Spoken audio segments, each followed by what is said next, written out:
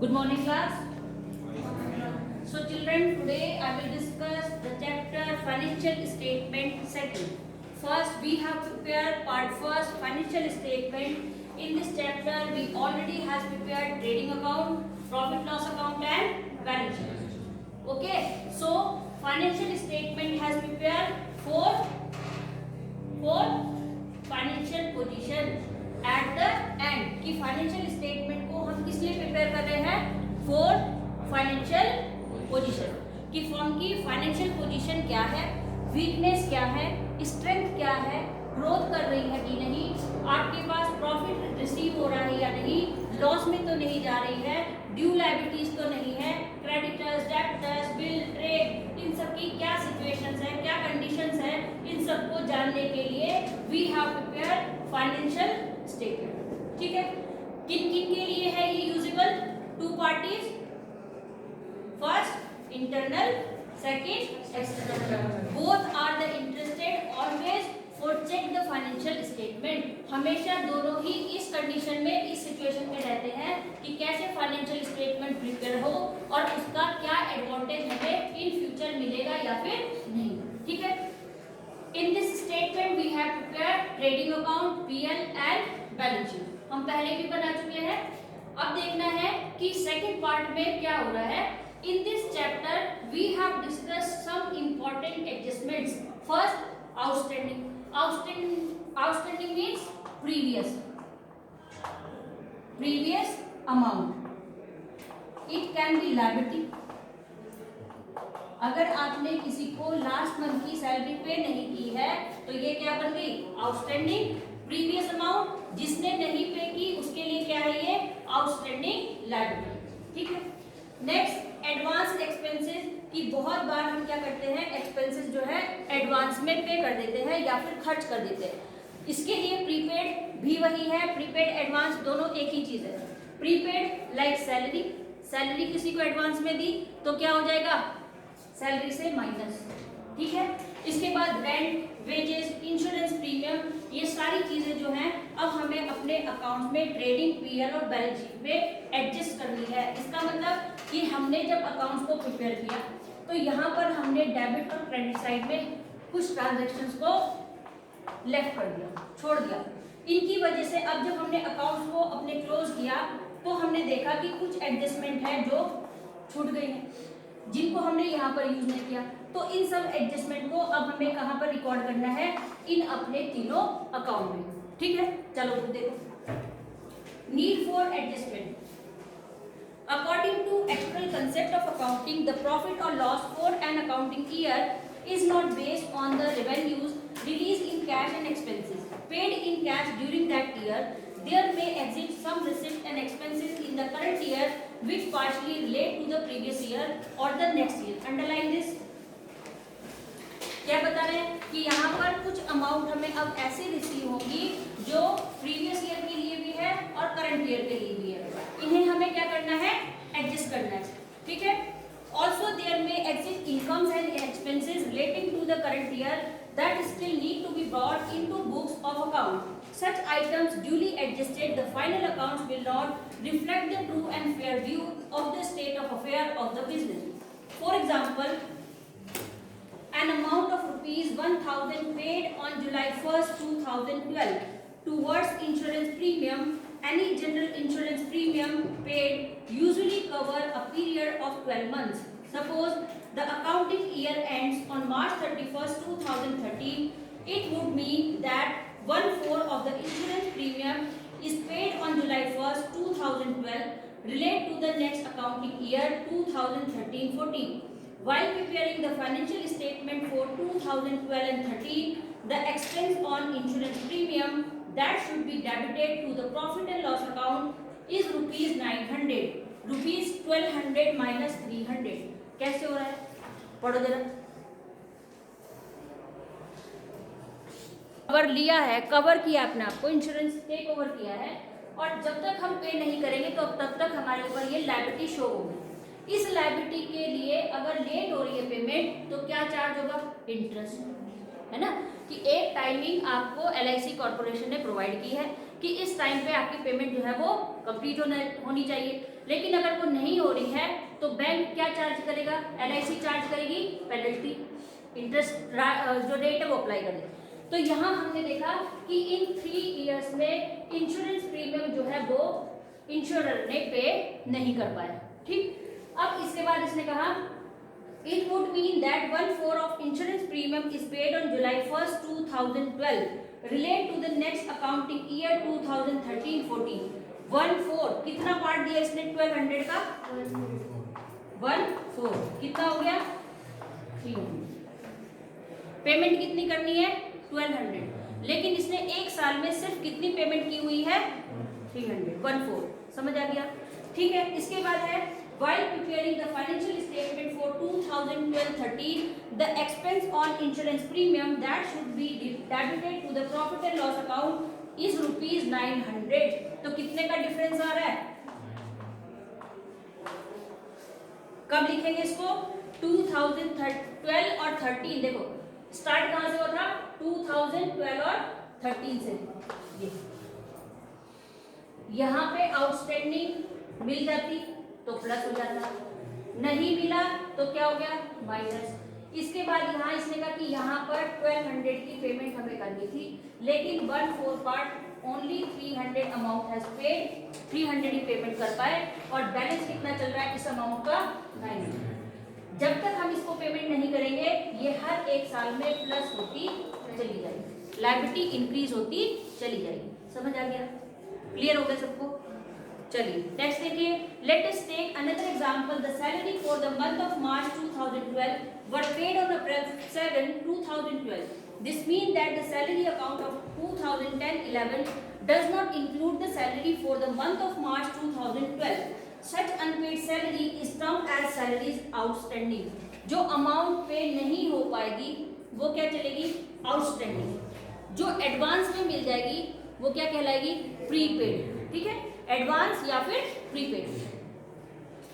2012 such unpaid salary is termed as salary outstanding which have to be brought into books of account and is debited to profit and loss account along with the salary already paid for the month of April 2011 up to February 2012। Similarly, adjustments may also become necessary in respect of certain incomes received in advance or those which have occurred but are still to be received। Apart from these, there are certain items which are not recorded on day-to-day basis such as depreciation on fixed asset। depreciation हम already कर चुके हैं। depreciation किसमें charge होता है fixed asset. अब हम उसकी जो अमाउंट होती है उसको डेली कैलकुलेट नहीं करते ना, करते हैं नहीं करते। डेप्रिसिएशन के 2 मेथड है कैलकुलेशन के, first straight line method, second return down value method.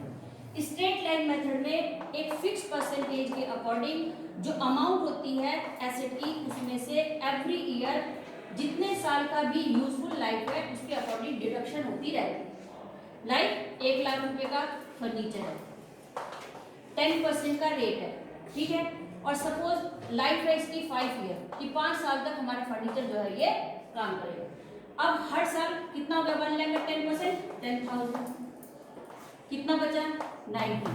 Next year 10,000 80, next year 10,000 70। Same depreciation would be charge every year. तो इसी को बोलेंगे straight line method. Written down value method में depreciation every year will be change, हर साल depreciation जो होगा वो चेंज हो जाएगा। कैसे 1 लाख रुपीज की एसेट है, सपोज 10% का रेट है, फर्स्ट ईयर में 10,000, कितना हो गया रिमेन 90। अब जो ये बैलेंसिंग अमाउंट है इस पे 10% लगेगा, कितना हो गया 9,000, कितना बचेगा 89 79, ठीक है 79 ही आएगा। Next 10% 7,900। Depreciation every year will be change according to written down value method. समझ आया? तो यहाँ पर हमने देखा कि 1 साल का डेप्रिसिएशन हमने चार्ज किया 10,000। यहाँ पे 81 नहीं आएगा। अच्छा यहाँ पर ऊपर तो तभी तो पूछ रही थी तुमसे। ठीक है, 81 का कितना हो जाएगा 8100, ठीक है। जो रिमेन हो रही अमाउंट बार बार उस अमाउंट पे रेट जो है डेप्रिसिएशन का वो चार्ज हो रहा है। तो यहाँ पर जो रिटर्न डाउन वैल्यू मेथड है वहां हमने देखा कि फिक्स एसेट में जो डेप्रिसिएशन चार्ज हो रहा है वो एवरी ईयर क्या है चेंज है। स्ट्रेट लाइन मेथड में डेप्रिसिएशन जो है वो सेम है। अब यहाँ पर जितना डेप्रिसिएशन कैलकुलेट किया है ये पूरा एक साल का है, 1 ईयर का। तो यहाँ हमने कहा कि सपोज मैंने आज एक फर्नीचर खरीदा 1 लाख रुपीज का, ये 10,000 का, और 1 वीक में मैंने कहा कि बहुत पुराना हो गया, इसको वापस कर देते। तो क्या हम ऐसा करते हैं? फिक्स एसेट क्या है, लॉन्ग टर्म एसेट्स हैं, उनकी वैल्यू मोर देन 1 ईयर है, हम उनको इतनी जल्दी रिप्लेस नहीं कर सकते क्योंकि वो बहुत ज्यादा क्या होती है, कॉस्टली होती है, ठीक। तो यहाँ डेप्रिसिएशन उसने कहा कि एक एडजस्टमेंट है लाइक डेप्रिसिएशन, कि डेप्रिसिएशन को हम डेली बेसिस पे कैलकुलेट नहीं कर सकते हैं, तो इसीलिए 1 ईयर में डेप्रिसिएशन कितना लगा। तो सपोज यहाँ पर हमारे पास मशीन की वैल्यू थी, क्वेश्चन में आ रहा है, बैलेंस शीट में लिख रहे हैं मशीनरी, ये मशीन की अमाउंट है 1 lakh rupees. Your session 1 April 2020 and 31 मार्च 2021, ये सेशन है। अब यहाँ पर 1 अप्रैल को मशीनरी की अमाउंट थी 1 लाख रुपीज। 1 ईयर तक हमने इसको यूज किया, किस लिए, प्रोडक्शन के लिए। 10% का डेप्रिसिएशन रेट था, एक साल में मशीन कितनी चली, 10% कितना हो गया 10,000। रिमेनिंग अमाउंट कितनी हुई मशीन की 90,000। This amount will be shown in balance sheet and this amount will be shown in profit and loss account as depreciation on machinery। समझ आया क्या हो रहा है हमारा, लॉस। धीरे धीरे हमारी एसेट जो है वो पुरानी हो रही है, डिक्रीज हो रही है, घट रही है अपनी वैल्यू से, इसलिए वो हमारा डेप्रिसिएशन है in use profit and loss account. Remaining amount की, अब देखो यहाँ पर ये सेशन क्लोज हो गया, नेक्स्ट सेशन फिर से स्टार्ट होगा 1 अप्रैल 2021, 31 मार्च 2022।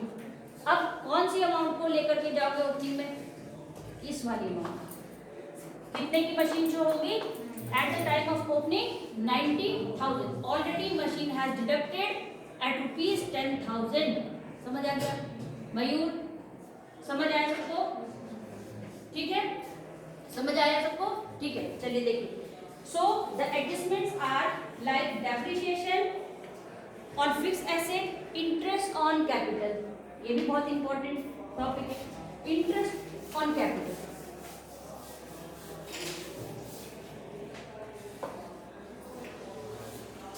ये एक फर्म है, इस फर्म में 3 पार्टनर्स हैं, पार्टनर्स, ठीक है। पार्टनर्स ने कंट्रीब्यूट किया 1 लाख, 1 लाख, 2 लाख, अमाउंट कितना हो गया टोटल 4 लाख रुपीज से इन्वेस्ट किया और फर्म को स्टार्ट कर दिया, काम करना शुरू कर दिया, ठीक। अब यहाँ पर ये जो पार्टनर्स हैं ये इन्वेस्टमेंट कर रहे हैं किसके लिए, रीजन क्या है, रीजन क्या है इन्वेस्टमेंट का, प्रॉफिट। तो रीजन क्या है, फर्स्ट प्रॉफिट या फिर लॉस। फर्स्ट तो हम यही सोच के चलते कि हमें ये काम स्टार्ट करना है किसके लिए, प्रॉफिट के लिए, ठीक है। अब यहाँ पर प्रॉफिट के लिए इन्होंने इन्वेस्टमेंट किया, लेकिन प्रॉफिट, चलो सपोज 1 लाख रुपीज या 10,000 रुपीज ये प्रॉफिट रिसीव होगा, बट ये कब पता चलेगा, एट द एंड। ये प्रॉफिट इनको पता चलेगा at the end, when they have prepared profit loss balance sheet and trading account, तब पता चलेगा ना एक्चुअल प्रॉफिट क्या था। अभी यहाँ पर इन्होंने ये जो कैपिटल इन्वेस्टमेंट किया, तो क्या ये जब रिटर्न, सपोज 5 ईयर का इनका कंसीडर है, कंसीडरेशन है कि 5 साल तक हम तीनों पार्टनर मिलकर के इस फर्म में काम करेंगे और जो भी प्रॉफिट या लॉस होगा वो हम तीनों मिलकर के सफर करेंगे, ठीक है, डिवाइड कर देंगे। अब इसके बाद फिर 5 साल का कमिटमेंट है, 5 साल में प्रॉफिट हो रहा है, बांट रहे हैं, लेकिन आफ्टर 5 ईयर क्या ये इतनी ही कैपिटल वापस लेंगे, ज्यादा लेंगे या इतनी ही कैपिटल बैंक में हमने डिपॉजिट किया अमाउंट 1 लाख रुपीज का, तो क्या बैंक भी मुझे 5 साल के बाद 1 लाख रुपए ही वापस करेगा? ज्यादा देगा। क्या लगा उस पर? इंटरेस्ट। क्या था तुम्हारा? जोर से बोलो। अमाउंट जो तुमने वहां पर रखी उसको क्या कहेंगे? इन्वेस्टमेंट। इंटरेस्ट मिल रहा है तुम्हें, क्या बन गया? पूरा बोलो। Interest on investment. अब वो इन्वेस्टमेंट जब तक हम अपने अमाउंट को विड्रॉ नहीं करेंगे तब तक वो इंटरेस्ट उस इन्वेस्टमेंट पर चार्ज होता रहेगा और हमारा इन्वेस्टमेंट जो है वो लगातार इंक्रीज होता रहेगा। ठीक है। After 5 year suppose 1 lakh rupees मैंने वहां पर इन्वेस्टमेंट किया, 10% का रेट था, 5 ईयर का कमिटमेंट था, तो 5 कितना हो गया? 50,000। कितना हो? 25। 10% है ना, तो 5 का कितना हो जाएगा? 1 लाख का 10% 10,000 और 5 का 50,000। अरे बोलते भी नहीं हो। 50,000। तो 5 साल के बाद अब हमें कितना अमाउंट मिलेगा? 1,50,000। अब मैं तुमसे पूछूं कि 1 लाख रुपीज क्या है, तो आप क्या करेंगे कि 1 लाख मैम हमारा इन्वेस्टमेंट था और 50,000 उस पर हमें इंटरेस्ट जो है वो बैंक ने प्रोवाइड किया। समझ आए? तो सेम ऐसे ही पार्टनर्स है। पार्टनर्स 5 ईयर तक एक कमिटमेंट में काम कर रहे हैं और प्रॉफिट या लॉस के लिए, लेकिन आफ्टर 5 ईयर एवरीवन वांट्स, हर आदमी यही चाहेगा कि मुझे अमाउंट जो मैंने इन्वेस्ट किया था वो मुझे इंक्रीज होकर के मिले। तो यहाँ पर जो भी रेट अप्लाई होगा, सपोज हमने कहा 10% इंटरेस्ट चार्ज होगा ऑन योर कैपिटल। जो भी इन्वेस्टमेंट हर किसी पार्टनर ने किया है, अब देखो इसको कितना मिलेगा 1 ईयर का? 10,000, इसको 10,000 और इसको 20,000। अगर नेक्स्ट ईयर ही कैपिटल को विड्रॉल कर देता है, क्विट कर देता है अपनी पार्टनरशिप फर्म को, तो वहां पर 1,10,000, 1,10,000, 1,20,000 लेंगे और अपने अपने घर वापस। क्लियर हो गया? समझ आया सबको? चलिए next, interest on capital etc. These are existed at the time of preparing financial statement. The purpose of making various adjustments is to be ensured that the final account reveals the true profit or loss and the true financial position of the business. The items which usually need adjustments are: first, closing stock, outstanding expenses, prepaid unexpired expenses, accrued income, income received in advance, depreciation, bad debts, provision for doubtful debts, provision for discount on debtor, manager's commission and interest on capital. I think ये सारी terms पता है सबको? टिक करिए सब। Second formula 10,000 NP into rate into 100 plus rate. अब यहाँ पर अमाउंट कितनी कैलकुलेट हो रही है? 1100। तो फर्म को लॉस कहाँ पे हो रहा है? इसमें। जब वो आफ्टर एमपी की यहाँ पर रेट को प्लस करके अगर देती है तो उसको 1100 पे करने पड़े, और अगर यहाँ पे डायरेक्ट देती है तो 1000 पे करने पड़ेंगे। ठीक है? एग्जांपल देखो, suppose the net profit of a business is ₹110 before charging commission. If the manager is entitled to 10% of net profit before charging such commission, the commission will be calculated as, underline करिए, 110 into 10 upon 100. कितना amount है? 11. In the case commission is 10% of the profit, after charging such commission, it will be calculated as profit before commission. Profit before commission का मतलब जिसमें से अभी तक हमने कोई कमीशन पे नहीं किया। ठीक है? Into rate of commission upon 100 plus rate of commission. Clear हो गया? यही सब लिखा है। ठीक? 110 इंटू 10 अपॉन 110 इक्वल्स टू 10। ठीक? क्लियर हो गया यहाँ तक सबको बच्चे को? किसी को कोई doubt?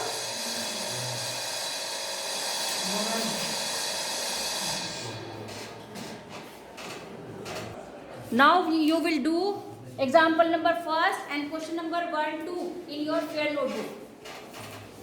Okay, this is your homework.